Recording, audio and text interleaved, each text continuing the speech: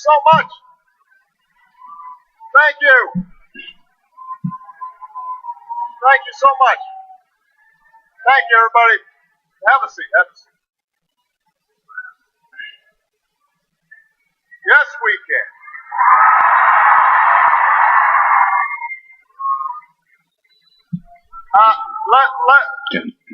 First of all, let me thank President Hennessy for not just the introduction, but for your outstanding leadership at one of the great universities of the world.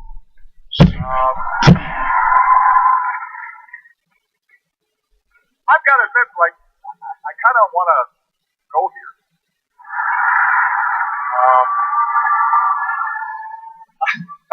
I was trying to figure out why it is that a really nice place like this is wasted on young people who don't fully appreciate what you got. It's really nice. And everybody here is so friendly and smart and beautiful. What's there not to like? I want to thank you and everyone at Stanford for hosting this summit, especially Amy Zagard, George Francis, and someone who served as a great advisor to me at the White House and as an outstanding ambassador to Russia before coming back to the farm, Mike McFall.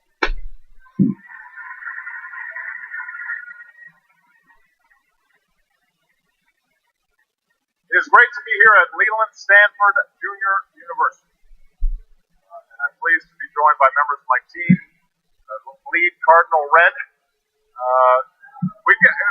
We're infiltrated with Stanford people. We've got Senior Advisor Valerie Jarrett, National Security Advisor Susan Rice, Secretary of Commerce Penny Pritzker, and let's face it, I like Stanford grads. I noticed Steve Chu was around here, who helped lead our energy department for a while, and he's now hanging out. I'm also pleased to be joined by other members of my cabinet. Our Secretary of Homeland Security, Jay Johnson, is here, and our Small Business Administrator Maria Contreras. And I want to acknowledge my tireless Homeland Security Advisor who helped and continues to shape our cybersecurity efforts, Lisa Monaco. Thank you, Lisa. So, I'd always heard about this campus, and everybody's riding bikes, people hopping into fountains, and the current holder of the axe.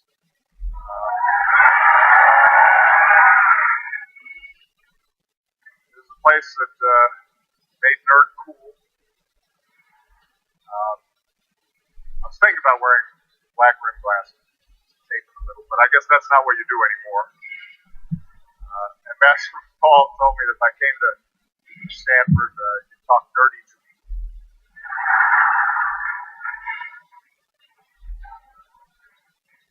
But I'm not just here to enjoy myself. As we gather here today, America is seeing incredible progress that we can all be proud of. We just had the best year of job growth since the 1990s. Over the past 59 months,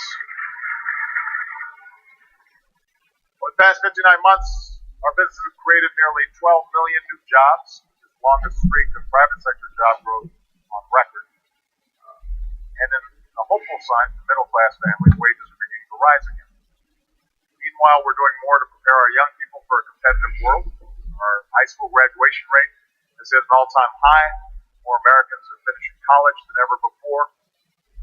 Here at Stanford and across the country, we've got the best universities, we've got the best scientists, the best researchers in the world. We've got the most dynamic economy in the world. And no place represents that better than this region. So make no mistake, more than any other nation on earth, the United States is positioned to lead in the 21st century. So much of our economic competitiveness is tied to what brings me here today, and that is America's leadership in the digital economy.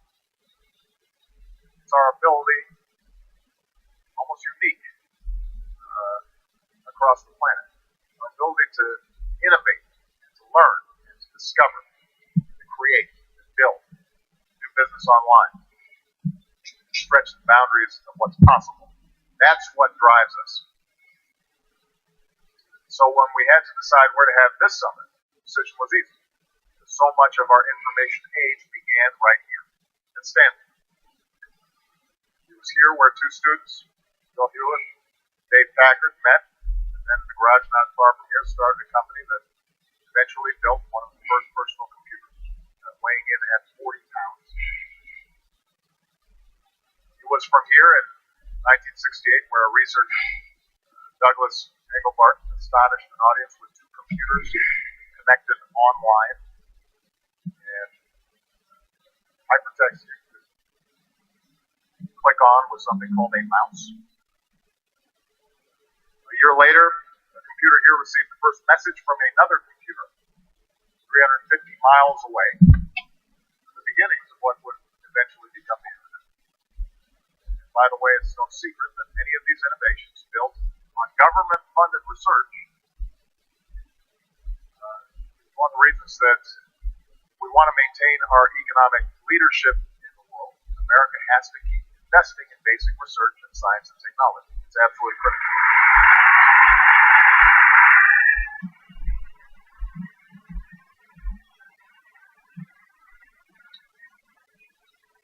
So here at Stanford, pioneers developed the protocols and architecture of the internet, DSL, first web page in America, innovations for cloud computing.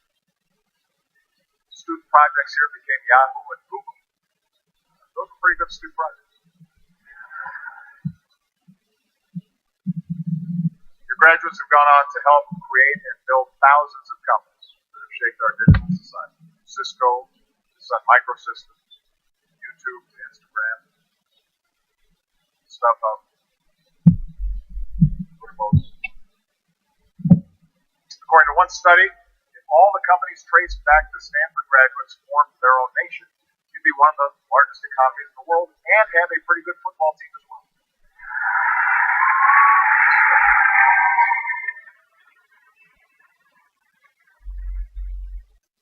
And today, with your cutting-edge research programs and your new cyber initiatives, you're helping us navigate some of the most complicated cyber challenges that we face as a nation. And that's why we're here. I want to thank all of you who joined us today. Members of Congress, representatives from the private sector, government, academia, privacy and consumer groups, and especially the students. Just as we're all connected like never before, we have to work together like never before, both to seize opportunities, but also meet the challenges of this information age.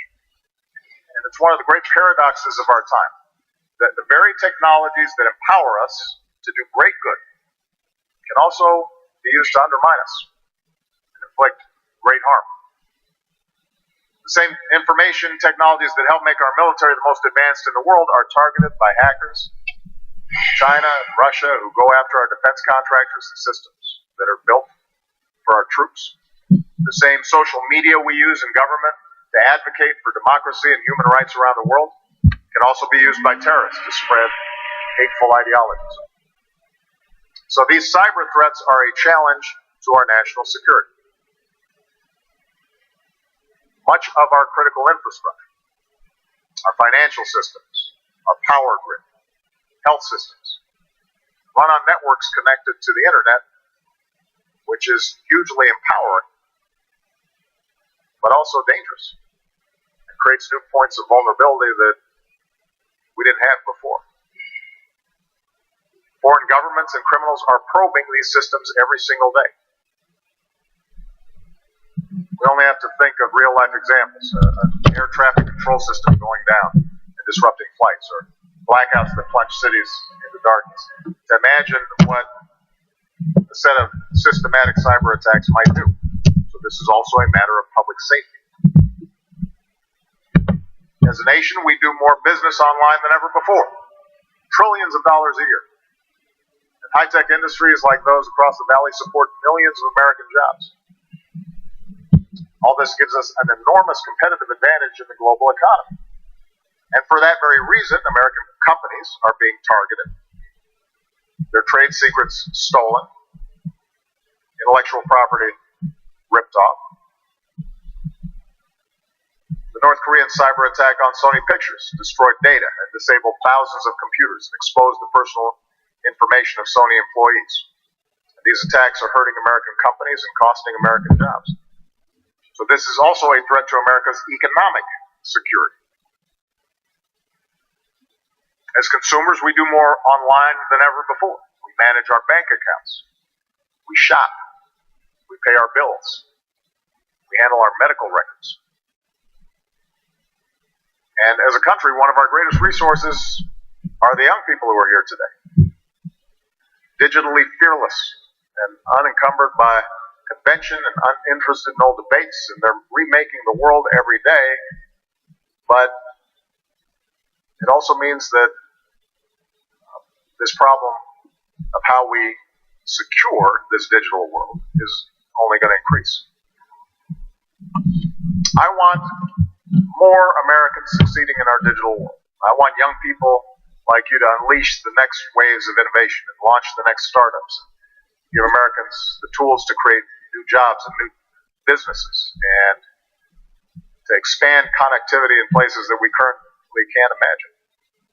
To help open up new worlds and new experiences and empower individuals in ways that would seem unimaginable 10, 15, 20 years ago.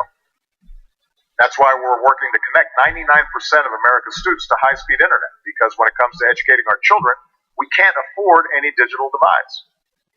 That's why we're helping more communities get across to the next generation of broadband faster with cheaper internet, so that students and entrepreneurs and small businesses across America, not just in pockets of America, have the same opportunities to learn and compete as you do here in the Valley. It's why I've come out so strongly and publicly for net neutrality, for an open and free internet.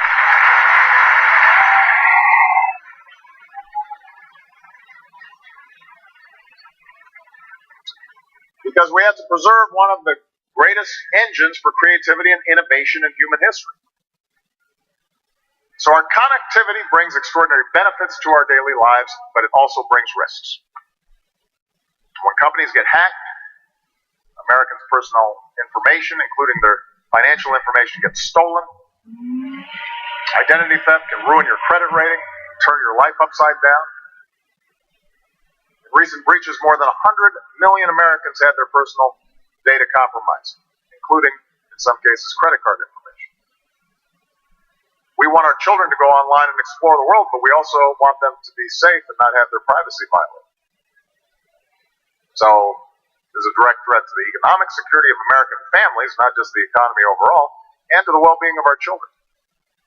Which means we've got to put in place mechanisms to protect them. But shortly after I took office, before I had gray hair,